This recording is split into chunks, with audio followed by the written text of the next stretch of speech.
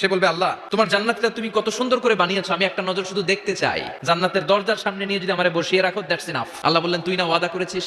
সে বলবে আল্লাহ আমারে হতভাগা বানাইয়া তোমার কি লাভ? সুবহানাল্লাহ পড়ে। আমারে তুমি হতভাগা বানিও না। আল্লাহ বলে ঠিক আছে, আবার সিগনেচার কর যে জান্নাতের দরজার সামনে বসিয়ে দিলে আর কিছু চাবি না। সে সিগনেচার করে বলে আমি চাবো না। আল্লাহ বললেন জিব্রাইল বেচারারে ধরে জান্নাতের গেটের সামনে বসায় দে। এবার জান্নাতের গেটের সামনে বসে বসে জান্নাতের সৌন্দর্য দেখা শুরু করবে। সুবহানাল্লাহ। ওই হতভাগা লোকটা বলবে আল্লাহ এত সুন্দর জান্নাত তুমি বানালা, চোখ দিয়ে সৌন্দর্য দেখি, কান দিয়ে আওয়াজগুলো শুনি, হুর আর গেলমান হেঁটে বেড়ায়, এত সুন্দর জান্নাত চোখ দিয়ে দেখি, ঢুকতে পারি না, আমারে কষ্ট দিয়ে তোমার কি লাভ?